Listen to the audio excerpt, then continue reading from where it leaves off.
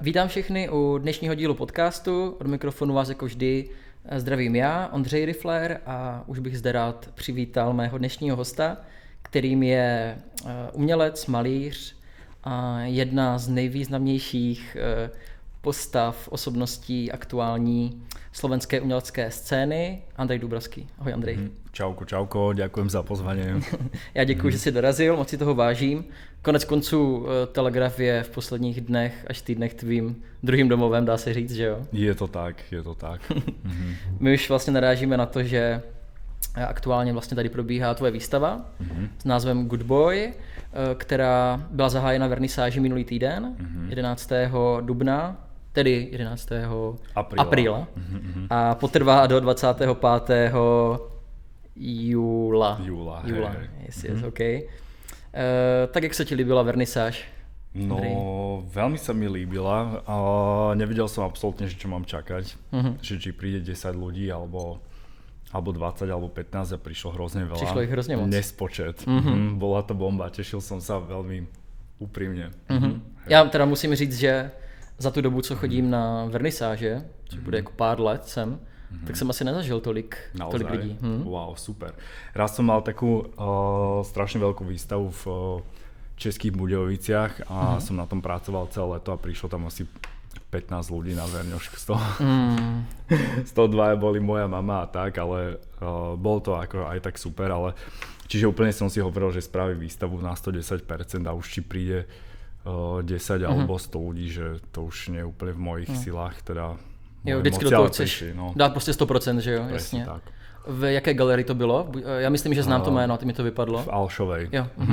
Ale bolo to v takom zvláštnom priestore, nebolo to na tom hrade, ale bolo to vlastne v takých asi dočasných priestoroch alebo niečo také, čiže ľudia boli podľa mňa zmetení, alebo neviem, no.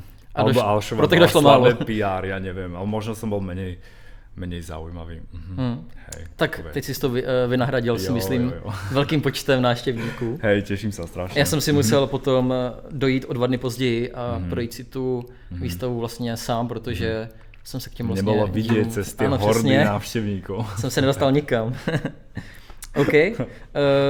Když už si vlastně naznačil i třeba ty Budějovice, tak jak bys zhodnotil tu výstavu i v rámci všech tvých výstav, protože já třeba doplním, že jsi měl výstavy ať už solo nebo společné napříč celým světem v městech jako jsou Budapešť, Paříž, Řím, Bologna, Buenos Aires, New York, Ottawa, Berlín. To jsou jako pěkný zářezy. Jo, jsou to pěkný zářezy. Pěkný zářezy. Jak by som to zhodnotil v tom třeba něčím specifická ta výstava? Jasné, no tak každá je špecifická a no neviem, akože počkaj, rozmýšľam.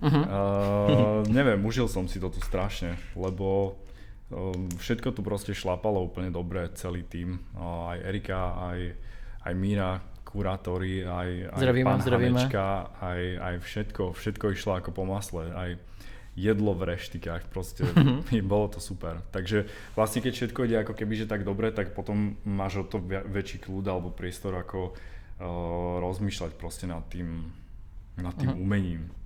Že nemusíš riešiť, neviem, nejaké... Nefungující svetlo proste, nebo niečo. Presne. Takže bolo to fajn. No a čím je táto výstava iná? No, ja som sem prišiel v januári a bol som úplne šokovaný tou veľkosťou tej galérie, lebo no, ja som mal teda v decembri som otváral výstavu v New Yorku a tá výstava v New Yorku vlastne mala byť až tento rok, čiže vlastne strašne sa mi to zhustilo. Vlastne od minulého roka od jary, minulý rok na jar som mal 3 výstavy, potom som mal v lete v Zürichu, potom som si myslel, že už mám kľud a mal som ešte v decembri túto v New Yorku a čiže ja som mal 72 kg na Vianoce a bol som fakt, že zničený. A Míra Macik už úplne obťažoval, že proste, že tak čo, pošli nejaké že čo máš namalované, alebo tak, a ja, že ty kokos, čo mám namalované, že nič, ja nechcem ateliér ani vidieť, ani nič, čiže som išiel na lyžovačku a sorry, že tak zoširoka. Ne, v pohodě, to je právě super. Je vždycky fajn vidět ten příběh z pohledu toho umělce. Čiže vlastne to bolo akože dosť taký, že zvláštny, neviem, zvláštny čas, no ale prišiel som sa sem v januári pozrieť a niekto mi hovoril, no, že ten Telegraf, že nie je to akože nič obrovské alebo tak, a som sem prišiel a som odpadol, že je to vlastne mega obrovské. Ja súhlasím. Takže som na jednu stranu ma prepadlo totálne zúfalstvo, lebo si hovorím, že super, tak môj život zase skončil. Môžem sa rovno zavrieť v ateliéri a nevyť z neho 3 mesiace a ďalej schudnúť aj na 65 kg. Ale nie, no boli tu vlastne akože samé také panely a celkom zaujímavá inštalácia, čiže nevidel som úplne ten priestor, ale vravím si, že je krásny a že tu dám veľké obrazy. A no tak som sa zavrel v tom ateliéri a som maloval a... No právě, protože já jsem si vlastně uvědomil, když jsem procházel tu výstavu, že tam jsou opravdu všechny díla z letošního roku. Hej. Pri 2 som akože dal omylom ten rok zle, že sú z nejakého iného, ale to sú iba 2. A tak, to je odchylka. Hej, ale nastavil som si akože celkom taký dobrý režim, že chodil som aj do posilovne. Lebo som si hovoril, že OK, že keď v takomto akože rytme, ako to minulý rok, že mám pokračovať, tak to ako by som mohol ísť rovno do nemocnice akože po výstave, čiže teraz sa mi to dosť darilo, že chodil som aj dosť skoro spať, mal som dobrý režim, no sorry, akože neviem, či to zaujíma poslucháčov. Jo, zajímá, mě to zajímá, mě to zajímá. A dokonca v januári som teda bol na lyžovačke a bol som 7-krát v posilovni, vo februári tiež 7 a v marci, čo je úplne crazy, že pred akože dokončením výstavy v tom píku, no jasne. 9-krát. OK. A myslím, že aj tomu vďačím, že prečo je tá výstava taká dobrá. OK, tak to je hodně zajímavý příběh. Že snažím sa tu niečo zaujímavé povedať ti do podcastu poslucháčom. Děkuju. Zatím jsme začali, myslím, hodně dobře. Hej. No a vlastne tým, že som mal ako keby ten režim, tak som to nerobil tak, že by som zostal v ateliéri, vieš, do 2:30 a potom na ďalší deň by som bol úplne znivočený a potom sa 2 dní zotavoval, potom zasa. Že bolo to také vyrovnané, by som povedal. Takže normálně si třeba vstál, udělal si snídani, ty svoje 3 vejce, že jo? 3 vejce každé ráno. Ano. Hej. No ale hej, presne tak. A šel hnedka prostě instantně malovat. Instantně každý deň, no. A i tak najdeš energii na tu posilovnu. No i tak. Hej, som tak na seba hrdý. Já ti závidím. Dúfam, že to motivuje všetkých poslucháčov. Ale... Určitě se někdo najde. OK. Název tvé výstavy je Good Boy. Jsi Good Boy? No to je vlastne to zamyslenie. Tá výstava je taká akože zamyslenie nad tým, že či som good boy. To je ako jeden z tých aspektov. Neviem, neviem. Myslíš, že som? Tak působíš tak. Dokiaľ. Ale zase, když si projdeš tu výstavu, tak... Aha, hej. Vieš čo, záleží, akože ono je to také podľa mňa, že celý život, keď si umelec, tak vlastne teda ja sa snažím ako keby zistiť, že prečo vlastne robím toto, vieš, že aké má na to akoby reálne dôvody, že odkiaľ to vychádza, alebo vieš, nesnažím sa napríklad, že postovať nové obrazy na Instagram alebo aj ich ukazovať nejak veľa ľuďom, lebo nechcem, aby ma nejak ovplyvňovali, že hej, toto je super a toto nie. A lebo akože nechce byť ten good boy v rámci toho, neviem, umenia, alebo neviem, je to taká zložitejšia téma, musím sa na ňou zamysleť. OK, třeba sa tomu dostaneme. Třeba, no neviem, či som... Robert mi ako hrozne veľa prizvukoval, Robert Runták, že tu môžem spraviť akože hocičo, že tu môžem vystaviť niečo, čo by som akože nejakej inštitúcii nevystavil, alebo že nech tu vystavím niečo iné, čo by som nevystavil v nejakej súkromnej galérii niekde v zahraničí, alebo tak akože nie som si úplne istý, že čo tým úplne myslel, že možno on si myslel, že nejaké podpultovky, kontroverzní. Možno, že sa ako keby krotím, že keď vystavujem napríklad že v New Yorku a že mám chuť namalovať nejaké strašné orgie a že vlastne akože to neurobím kvôli tomu, že je tu súkromná galéria, alebo že chcem, aby sa to predalo, neviem čo, ale to tam akože absolútne nebolo. Ale tak som si hovoril, že OK, že čo by som také, že chcem namalať veľké obrazy, lebo tie sa samozrejme ťažšie predávajú, akože všetko nad 2 metre už si vyžaduje akože špecifického zberateľa, že nie je to proste ako meter krát 80, že to sa vôjde do každej obývačky. Takže to je taká akože prvá vec a hlavne aj keď som videl tie obrovské nádherné steny a ten veľký odstup, že wow, tak tu chcem proste veľké obrazy, čiže to bola tá jedna vec. A potom aj tá téma akože sa zmenila počas toho procesu. to rozvržení té galerie, ten koncept, jak je to vlastně, můžeme to trošku jako divákovi ano, jako nějak připodobnit, je to rozdělené vlastně na 2 části, oddělený nějakým pletivem. Hej. To tě jako hnedka napadlo na začátku, když jsi ten prostor viděl, nebo to třeba bylo jako nějak v rámci právě toho procesu? To mi napadlo tak, že nechcel som nejakú zložitú architektúru, lebo som videl, že tu sa diali všelijaké brutál zložité architektúry, ale presne som si hovoril, že ten priestor je tak krásny a veľký, že ho nechcem nejak akože veľmi rozdeľovať, ale že tam chcem ešte jednu že ako keby takú chodbu a ten divák tam vode taký, že wow, že čo je tu akože za rohem. No ale že je tam veľa ako urobené na tej priehľady vlastne v tej výstave, že vidíš akože cez plot, najprv vidíš v prednom pláne ako nejakú včelku, potom za tým máš nejaké iné obrazy aj cez okná vlastne toho domečka a tak. Ale inak ja nie som akože nejaký priznám sa, že nemám s tým nejaké extra veľké skúsenosti, viem, že veľa ľudí sa tomu strašne venuje, že architektúra, výstavy a tak. A ja vlastne sa venujem hlavne malovaniu. A že väčšinou proste mi dajú steny a že dobre, tu máš steny a rob si s nimi čo chceš, čiže ani sa mi nad tým veľmi nechcelo nejak akože do hĺbky zamýšľať a chcel som ten priestor veľký. Tak očividně ten výsledek je uspokojující pro všechny strany, takže úspěch. Možná je ještě dobrý zmínit, aby jsme zase trošku jako tomu divákovi připodobnili tu výstavu a ať si ji nějak může vizualizovat. Je to, dá se říct, takový průřez vlastně tvým uměním, tvojí malbou, že jo? Tam najdeme asi jako z každého toho tématu něco. To znamená nějaké ty venkovské prvky, zvířata, nějakou tu v uvozovkách kontroverzní část, to jsou ti korpulentní muži na houpačkách. Veľmi ľahko kontroverzní. Ja som ich ako, akože leitmotívom tej výstavy, alebo to najdôležitejšie je sú tí korpulentní muži na houpačkách, hej.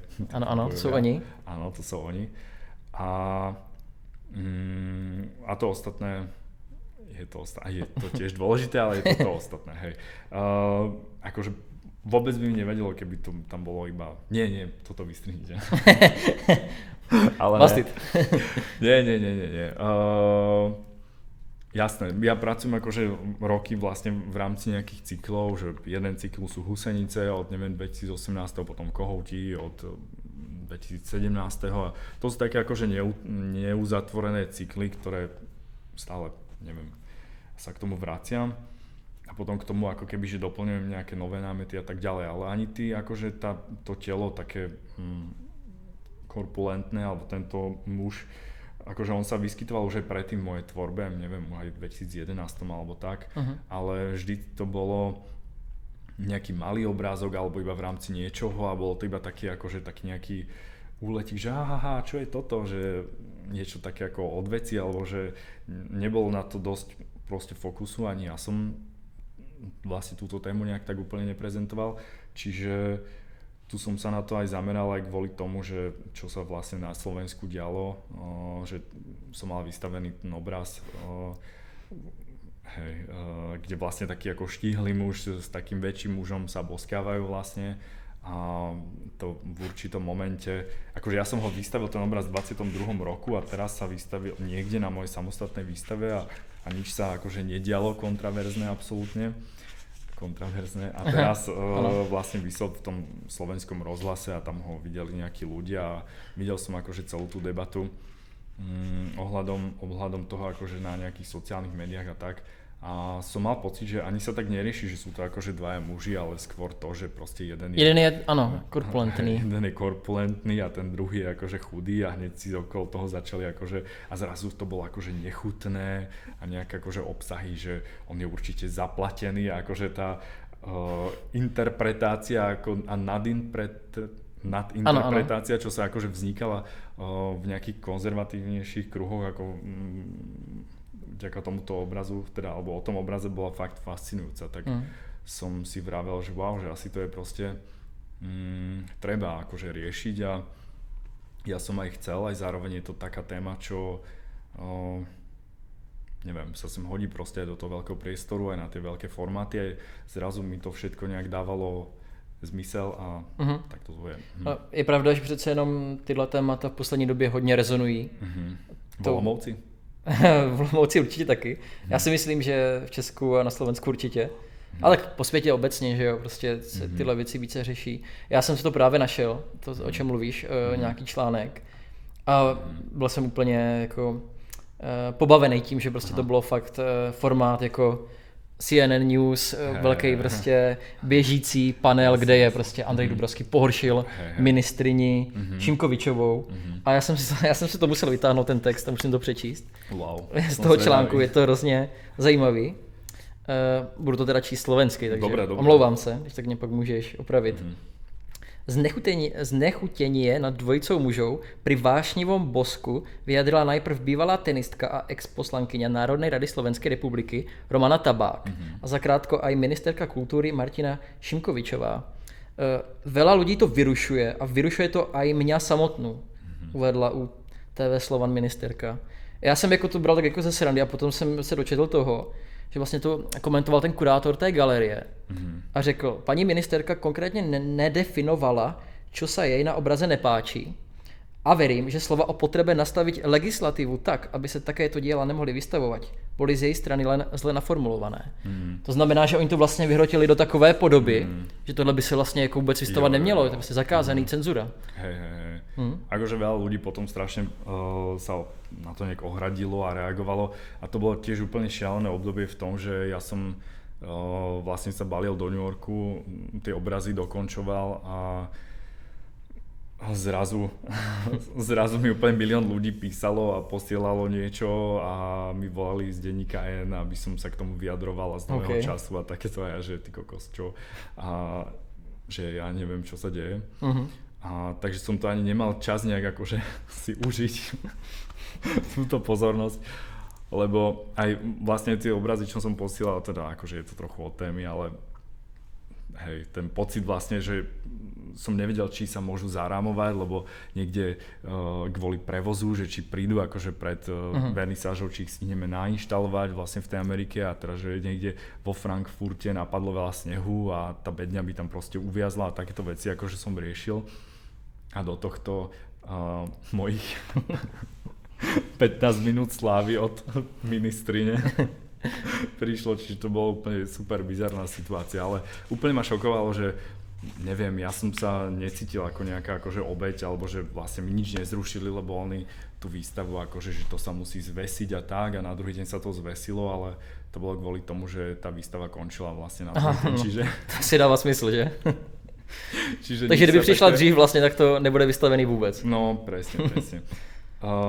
Okay, no. Takže toto ale akože šokovalo ma v pozitívnom, že aké, neviem, že aká podpora sa mi dostala, že ľudia mi písali a vyjadrovali súcit a tak a nejakú akože empatiu, alebo ako to mám povedať a bolo to pekné, ale akože ja sa snažil povedať, že všetkým, že nie som teraz v polohe nejakej obete, že ktorej že mi nič zatiaľ nezrušili, alebo že nič hrozné sa akože reálne nestalo, len mi pribudlo 2000 následovníkov na Instagrame vďaka tejto akože kauze, ale teda môžu sa stať hociaké veci, aj teraz v útorok sa protestovalo a fondy majú zrušiť a tak ďalej. Čiže akože tá hrozba je proste fakt reálna v tom, že čo sa deje na Slovensku. Hodně štěstí, no. No, díky. My jsme v tom za rok a půl, takže v pohodě. OK, snadně. Ty jsi tady třeba zmínil ten New York, to mě docela zajímá. Četl jsem o tom hodně, že vlastně máš nějaký, řekněme, v vozovkách jako přechodný bydliště nebo víc bydlišť, že třeba žiješ i v New Yorku na nějakou dobu, v Bratislavě a Ratislavicích. Rastislavicích. Ako Rastislav, lebo to sa kedysi tá obec sa volala, že Degeš, to znamená ako mŕtvola po maďarsky. A potom to premenovali, keď to chceli poslovenčovať na Zdochlinec.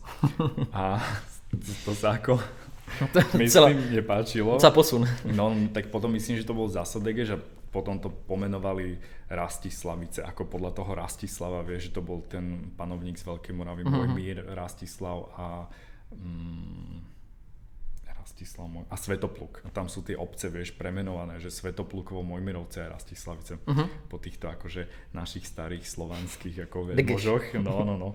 Ale miestni to volajú akože Degeš, vieš. Okay. Takže ty si z Degeša.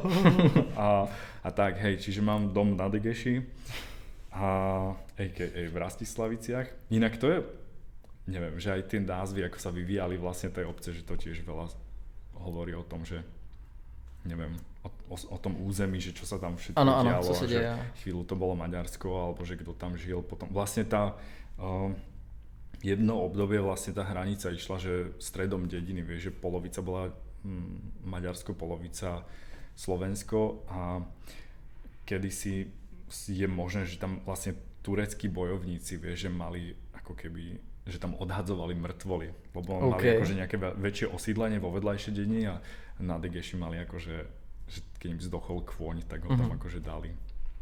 To sa v knižke. Čiže to je vlastne veľmi zaujímavé, trošku dejepisu. Ja som to bral jako prostě Rastislavice dobrý, ale vidím, že je zatím velký příběh. No ako, hej, presne, no akože aj táto juhozápadná časť Slovenska, že to má všelijaké príbehy a sa ešte vyvíjajú kadejako divoko. Okay. Hej, a do New Yorku, hej, chodím od 2014. tam vždy som, že buď 5 mesiacov alebo 3 mesiace. Teraz už sa mi chce trošku menej, že už iba dávam také akože raz ročne, ale predtým to bolo tak 2-krát. Do roka. No. Že vlastne keď sa nesadí, vieš, v obci, tak tam idem napríklad, že neviem, v október až december, také 3 mesiace. A to si měl spojený s nějakou galerií tam? No nie. Keď som tam išiel normálne prvýkrát, tak prvýkrát akože žiť, nie ako turista, lebo bol som tam predtým, ale na kratšie. A normálne som si zobral akože peniaze svoje a prenajal si aj izbičku, aj ateliér a takto tam vlastne chodím. No. OK. Hej. Dobře, když si sa ma furt pýtali, že či to je nejaká rezidencia, ale není akože, hej. Prostě tam jezdíš prostě bydlet. Tam prídem, no. Ano, přijdeš tam prostě. No, hej. A seš tam. Hej. Okay. Můžeme se třeba trošku povědět o těch Rastislavicích, a.k.a. Degeši. O čom len chceš. Mně se na tom hrozně líbí, že je to takový skromný. Já sám pocházím z vesnice, jsem tam vyrůstal, tady na moravské vesnici, takže si jako dokážu vnímat tu hodnotu toho, jakou to má. A dočetl jsem se, nebo dozvěděl, že máš vlastní slepice, vajíčka prostě normálně sbíráš. Z toho si pak děláš ty omelety. Jo, přesně. Co ještě? Záhonky máš, zeleninu? Mám záhonky, mám aj, no teraz tie slepice akože nie sú jak divé, to je fakt brutál. Mám teraz najväčšiu asi produkciu vajec, ako som kedy v živote mal, lebo tie slepky sú dosť také akože, že oni ľudia si hovoria, wow, že ty musíš mať 1 000 000 vajec, že? A ja, že no hej, ale vieš, že raz preperujú, potom je zase zima, potom zase je hrozne teplo. Potom už sú staré, potom ja neviem čo, potom nesú niekde do nejakých na nejaké miest, kde nevieš, kde to je. No ale teraz mám strašne úspešnú akože poklopkám na drevo. Vajcovú sezónu je to ať nesou. Hej, ať nesou. Takže z toho sa teším a jasné, akože keď som kúpil ten dom, tak tam bola za domom iba, vieš, 100 metrov kukurice, 100x30, vieš, pole v podstate. A to som všetko vysadil, ovocné stromy a hmyzie hotely a trvalky. Hmyzie hotely máš taky, jo? No, mám. Si dělal sám?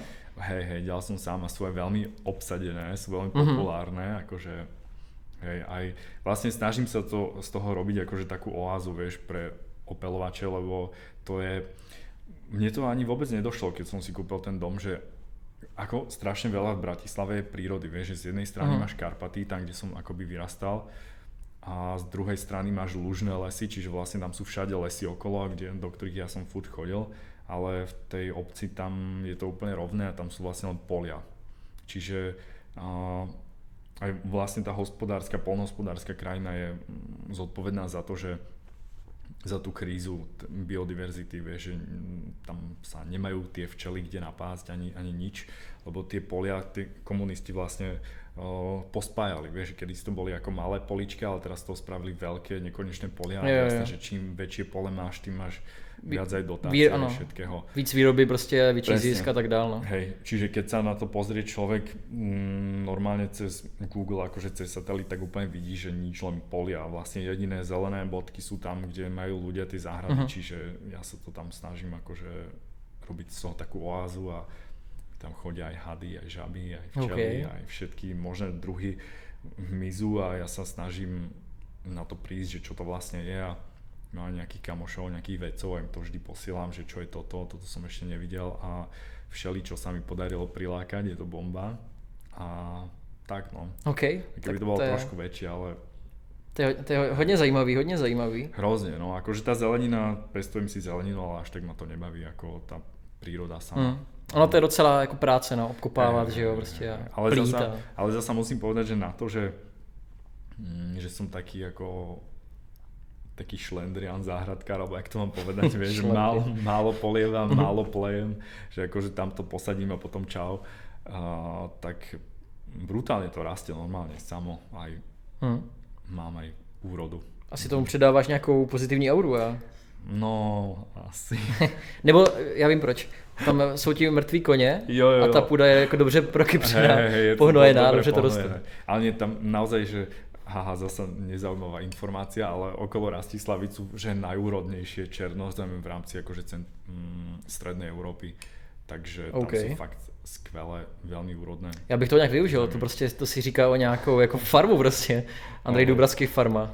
Co? No ono je to, hej, len neviem, keď by som maloval, lebo jasně, je to... Hej, a vrátíme se asi k tomu malování, že? Asi, hej. Ale pak se pobavíme o zelenině, to mě zajímá. Super. Co tě vedlo k tomu se vůbec přestěhovat na tu vesnici? Rozmýšľam, že ktorú verziu mám povedať. Řekni všechny. Nie, je tam... ja som skončil školu, potom som si prenajímal nejaké ateliéry v Bratislave a bola to proste nuda, že normálne byť tam zavretý a chodiť tam električkou. V lete, vieš, že stále som len hľadal nejaké cesty, že kedy sa pôjdem s kým kúpať, až vlastne cez deň, keď ja mám voľno, lebo malujem hlavne večer a ráno, tak akože všetci sú v práci vlastne a ja mám čas, potom večer vlastne, no úplne som si hovoril, že toto je totál mizerný život, že len som vlastne stále čakal na nejaký akože víkend, že kedy pôjdem niekde na splav alebo na chatu alebo niekde a úplne som si hovoril, že žijeme nejaký korporátny proste podcast, že to bolo strašne divné. A potom ešte som zdieľal ateliér s jedným, ale nevedel som to nejak vyriešiť kokos. A potom som ešte zdieľal ateliér s jedným umelcom a on, ja mám sklony akože tie obrazy, aj keď sa na ne pozrie divák, tak vidí, že tam bolo použité strašne veľa vody a že ja proste veľa frkám a veľa rozlievam a používam aj hadicu na to a všeličo a keď zdieľaš ateliér pri takomto druhu práce, tak ten druhý človek akože je dosť zúfalý a to si dokážu predstaviť. No aj sa všade rozkladám a teda nie, že by som sa ja osobne rozkladal, ale to možno tiež. Ale v rámci toho priestoru a tento umelec mi vlastne povedal, že že kúp si nejaký starý dom a tam ho proste tam choď malovať a tam ho úplne znič a že proste už zmizni z môjho ateliéru a tak a že vlastne to možno aj nie je taký zlý nápad. Takže vlastne hlavne tieto veci sa spojili a hlavne ja som sa odniekaľ vrátil. Chcel si všetky príbehy prepáčiť. Dávej. A išiel som, ja som mal babku v Polnom Kesove, to je vedľajšia dedina od Degeša a ona predala ten dom, keď som mal 14 rokov, takže vlastne som poznal ten región a ja som sa odniekaľ vrátil, neviem či nie z Ameriky a som si prenajal izbu vlastne na kúpalisko, lebo tam je také termálne kúpalisko a tam som akože bol 2 dní, som sa kúpkal a leto bolo a bol taký v obci, že guláš cup, že súťaž vo varení, to směřuje, no? Súťaž vo varení gulášom, hej? A ja si vravím, že wow, toto je proste super lifestyle, že ja sa chcem vrátiť do tohto regiónu a proste tu byť. Takže toto sa všetko spojilo a potom som išiel na obhliadku nejakých domov a jeden som si vybral. Okay. Zás vtipných... No, povídej, to mě zajímá. Ale ne, dobre, poďme ďalej. OK. Hey, je to nebudeme zverejňovať tvoji finančnej situácii. Nie, ten dom bol akože brutálne lacný, čiže o to nejde ako, ale neviem, je to taká halus, vieš, že keď máš, ja neviem, 25 alebo 6 alebo koľko som mal rokov a vieš, že si kupuješ dom a teraz absolútne nevieš, že čo to vlastne obnáša, že kúpiť si starý dom v obci. Jo, pozemek proste, kataster, taký veci, no. No aj, že ako sa starať o ten dom, aj o domácnosť, vieš, že my sa tam kopili proste riady, alebo ja neviem, ja som tam žil, keby to, mne to stále nedochádzalo, že ja som tam žil, ako keby to bolo nejaké Airbnb, že ja som tam nič nemenil, žiaden nábytok, že doteraz aj v šuflíkoch mám akože nejaký obsah tých šuflíkov, čo tam tí predošli nechali, vieš, nejaké štrikovacie ihlice alebo neviem, nejaký no, rôzne veci. Tak asi člověk v tom věku, jako, než si navykne na to, že má takovou prostě takový barák prostě obří, že jo? Že toto je vlastne môj dom, že ano, mne to niekedy stále nedochádza. Ale zase ani nie som možno ten typ, že čo by sa tak hniezdil. Tak to asi vypovídá i o tom New Yorku, že jo, Bratislava, Stislavice.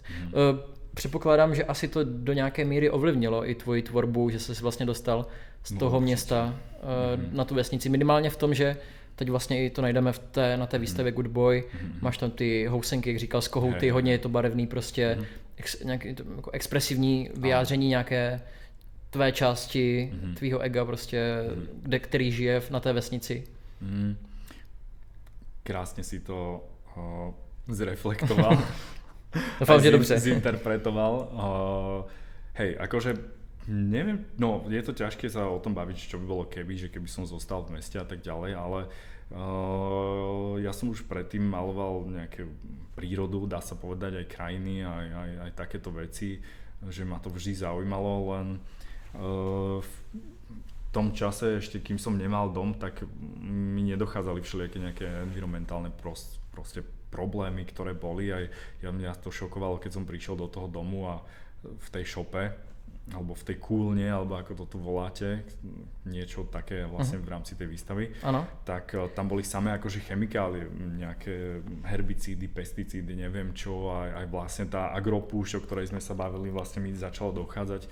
Čiže to sú také veci, ktoré možno ťa nenapadajú, vieš, že keď si v meste a iba chodíš do ateliéru električku a potom niekde do reštaurácie a na kávičku, že síce cítiš, že ježišmária, teplo je, ale akože v tej obci vidíš, že čo sa presne deje a čo tam chýba, čo si pamätáš, ktorých mi z detstva a už teraz tam není a tak ďalej. Čiže to sú určite veci, ktoré moje nejaké, neviem, environmentálne prebudenie akože urýchlili samozrejme.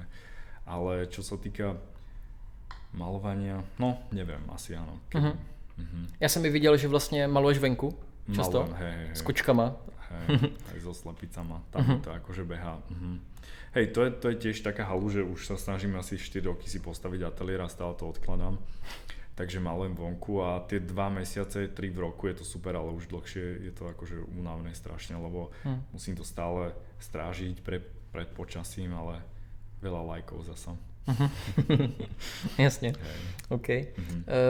Když tady zmiňujeme vlastně promítnutí třeba té vesnice do tvých děl, jak na tyhle obrazy a díla reagovali právě třeba v cizině, protože přece jenom vyjmenovali jsme spoustu zajímavých měst velkých a já si dokážu představit, že když jako jdeš třeba vystavovat housenky nebo kohouty do, já nevím, tak možná ještě Evropa OK, ale tak New York nebo Brazílie, tam je to taky asi docela běžný. Ale mě to zajímalo, jestli třeba to jako nějak rezonovalo. Ale áno, akože ja som mal pocit, že možno menej, ale teraz vlastne bolo to dosť populárne aj teraz na tej výstave akože v New Yorku, čo som, ale napríklad oni to vidia akože nejakými inými očami, lebo keď také niečo, vieš, nejakú housenku vystavíš v Česku alebo na Slovensku, tak všetci sú takí, áno, že housenka u babičky v záhrade si pamätám a na to mám spomienky, alebo že všetci akože chalupárčia, hubárčia tu, alebo aspoň niekto nejak, ale Američania podľa mňa majú akože, sú viac odpojení, aspoň tá umelecká bublina akože od prírody. Ale že oni vlastne v tých huseniciach vidia zase akože to maliarské gesto, alebo si povedia, že to je možno ako Pollock alebo de Kooning, alebo proste, že vidia tam, že vedia na tom oceniť ako keby, že ako tú abstraktnú maľbu, ktorú vlastne majú zžitú, že vlastne tam bola, neviem, od 60 rokov, akože tá abstrakcia vlastne ich ten hlavný prúd alebo čo, čiže sú zvyknutí akože na také gestá maliarské sa pozerať. Čiže zase to vidia akoby takto, aby som povedal. A potom samozrejme tie figurálne veci, tak tým, že je to človek alebo niečo, tak to musí najjednoduchšie ako keby, že divák vytvorí nejaký vzťah. Ono je to aj také akože zaujímavé, že čo vidí, že čo ľudia najviac riešia ako keby v rámci toho otvorenia, kedy akože som tam reálne a vidím, že čo sa rieši a čo si fotia a tak, že poškulujem, hej, že alebo potom to vidíš akože následne na internetoch, že čo ľudia zdieľajú a potom vlastne, že čo zdieľajú alebo že čo sa čokoľvek zaujíma, ako keby už keď je po otvorení, vieš, že keď už majú kľúč, že prejsť si tú výstavu, tak potom ich aj nejaké efemérnejšie veci ako keby, že zaujímu. Takže to je pravda, že tě třeba někdo označí na story a ty vlastně vidíš, co ho zaujalo na té výstavě nejvíc, že? Že? To je pravda. Já jsem si i všiml, že našel jsem to někde na fotkách, že často si mýval, teď už možná třeba tolik na nějaké texty mezi těmi obrazy. Třeba poházené nějaké deníky a tam nějaký text, který, když jsem jako nahlédl trošku blíž, tak působil asi, že to jsou nějaké tvoje myšlenky. No, robil som ten zin v 20. roku, hej, to bol celoročný takýto projekt, že som vydával každý mesiac jedno číslo vlastne do zinu Andrej, hej, Jaj dole v Telegrafe, poďte si ho prelistovať. Musím si vzít. Hej. Áno, no som na to dosť hrdý, bolo to náročné a bola to aj sranda vlastne, to je presne tá vec, že do toho obrazu ja ako keby neviem dať nejaké také akože polopatistické nejaké posolstvo alebo nechcem ani tam niečo opisovať, že neviem. Triďte odpad, hej, alebo že saďte trvalky, ktoré majú PL pre včely, alebo že ja neviem, nepostrekujte a tak ďalej, alebo zasaďte si toto a nesaďte si toto, že to sa do toho obrazu akože nejak hej, to by bolo otravné, ale vlastne ten zin bol perfektné médium na to, lebo som tam mohol akože dávať veľa fotiek svojej záhrady, popisovať, že čo to presne, ktorá rastlina je a čo na ňu presne doletí a akože trochu tak edukovať, no, znie to tak, neviem. Neviem, ako teraz už o tom tak hovorím, lebo niektorí ľudia mi fakt napísali, vieš, že aha, som si vysadil kvôli tebe, lebo toto si tam napísal. Influencer. Fakt, že totálne ma to potešilo, že sa to udialo, lebo neviem, ako je veľa umenia, ktoré rieši nejaké environmentálne krízy a klimatickú krízu a tak ďalej, ale keď to umenie, ja si myslím, že vizuálne je akože nudné alebo len nejaké akože faktografické alebo tak mám malú šancu podľa mňa akože zasiahnuť toho diváka. A ja sa snažím toho diváka ako kebyže zasiahnuť tou, neviem, krásou obrazu.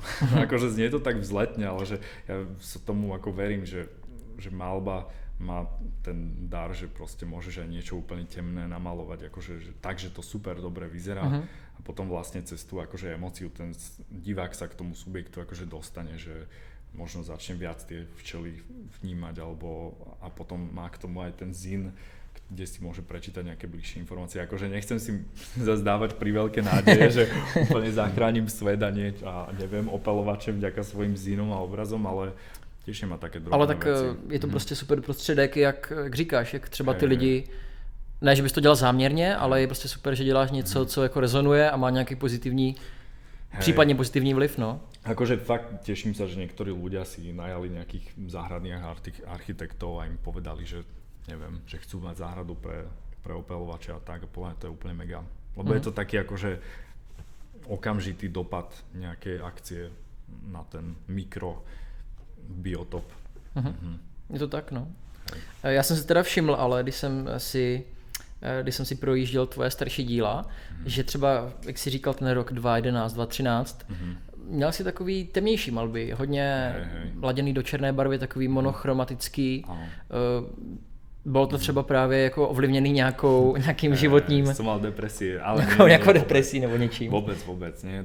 Ja som normálne si kúpil jednu plechovku Slovakrylu vo farbách lákoch a s tým som namaloval proste 20 obrazov a super to bolo. A úplne som sa čudoval, že wow, aké je to rýchle, jak to dobre vyzerá a som to ako skúmal tie všetky možnosti, čo vlastne že keď si dám nejaký limit v rámci tej malby, tak čo sa v rámci, akože, že máš iba farbu toho plátna a jednu čiernu, že čo vlastne všetko sa dá dosiahnuť alebo urobiť s tým, že to je také zaujímavé. A potom vlastne tá obec, keď som sa tam presťahoval, tak mňa úplne inšpirovala ani nie tá záhrada vtedy, ale skôr tie katalógy, vieš, že čo ti hážu do schránky, že objednáte si túto mrazovzdornú, vytrvalú drevinu, proste bezkvostkovú, bezpostrekovú, ani šárke nepodlieha, ani proste choroborezistentná a tam, neviem, či si videl taký katalóg. Videl, určite. A to úplne, tie farby sú úplne šialené, vieš, že tam nejaký strom a tam jabloň malá, že na balkón ideálna a tam úplne dofotoshopované úplne 300 miliónov hruštičiek, úplne šialených a taková ta zář kolem, že to prostě úplně pozitivní všechno. Totál, čiže som si otvoril tieto katalógy a hovorím si, wow, to je úplne úlet. Takže to ma najprv inšpirovalo aj k tomu, že som začal malovať jablka a tie sú samozrejme červené, že to bolo trápne, akože iba čiernym slovakrylom. Takže a cez to som sa nejak si hovorím, že ja vlastne ty kokos, že ja som vlastne maliar a dávam si to akože za úlohu, že tú farbu proste skúmať a akože vyskúmať, že ako namalovať čo najlepší obraz s dobrými farbami. Čiže to sa deje akože aj. To je takový vlastně tvůj osobní challenge vlastně. Presne, hej. No, že dúfam, že sa to povedal trošku. A teď jsi třeba v jaké fázi? Jaký máš osobní challenge? No... Kam si myslíš, že se tvoje tvorba bude ubírat dál? To neviem. On to říká asi každý vždycky umělec, že to má otevřený a ty věmy nějak jako přichází postupně. To říká každý umelec, tak dobre, tak mal by som povedať niečo iné, neviem. Ale nie, chcel by som strašne mať 80 kg svalov, na to sa chcem teraz zamerať. Okay. Teraz mám 75, nie 76. Takže hej, 2. máj je deň svetového nahého záhradkárstva, čiže na ten 2. maj sa chcem akože pripraviť a chcem si spraviť dobré selfiečko v záhrade. OK. A to je môj najväčší umelecký cieľ teraz. Tak můžeš udělat nějakou třeba garden party, víš co? Nahou. Namotivovat ty, tu už je na tobě. Hej, ale nie. No jasné, garden party tam robím akože v rámci regiónu. Neviem, no čo sa týka malovania, je tam všeličo.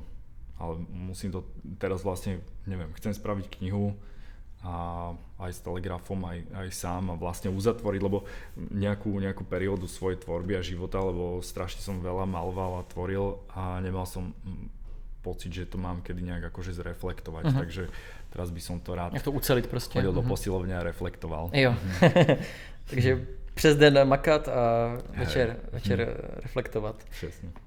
A třeba, nevím, pustit se do nějakého volnějšího umění, nebo ty se dokonce hráli v nějakých filmech, měl jsi nějaké role, jsem viděl. Jestli třeba i tam něco, nějaká rolička v seriálu. Díky, nie. Hej, nie. Ale třeba, když jsem zmínil to volné umění, vím, že třeba hodně... A čo je to volné umění? No, to je otázka, co je volné umění. To asi aj jako... malovanie je volné umění. Všechno je, volné umění. Nejenom jsem chtěl říct, že hodně si všímám v poslední době, a možná to je jenom můj subjektivní názor, že se třeba hodně přichází právě i do nějaké digitální sféry, jestli ti to třeba neláká, nebo chceš zůstat čistě u toho malování. Asi, hej. Akože v rámci digitálna, tak snažím sa postovať na Instagram pravidelne. To stačí. To stačí. Hej. Dobře. A nějaká další výstava? Teď si říkal teda, že budeš dělat nějakou knihu. Áno. Ďalší výstava bude až v októbri v Bratislave, po 5 rokoch mám výstavu. A je to trošku také stresujúce, lebo tým, že som tam dlho nevystavoval a všetci vlastne ale sledujú, že čo vlastne robím a teraz tam urobím výstavu, tak cítim sa trošku tak pod tlakom. Jo, jakože nejaké očekávání. Presne, veľké očekávanie, no, že aby som tam nejakú šupu bombu akože doviezol a neviem, tak v lete dúfam, že niečo vymyslím, aj keď v lete sa dosť na nič maluje, lebo je veľa práce v záhrade, veľké teplo. Tak drž mi palce. Budu ti držet palce a budu sledovat. Tak jo, tak děkuju, že jsi dorazil, díky za super pokec, bylo to hodně zábavný a přínosný, určitě si z toho každý něco odnese. Určitě. A budu se třeba těšit zase třeba v Bratislavě. Super, ďakujem aj tebe za pozvanie. Jasně. Čaute poslucháči. Čaute. Tak jo, děkuju za pozornost a uvidíme se u dalšího podcastu.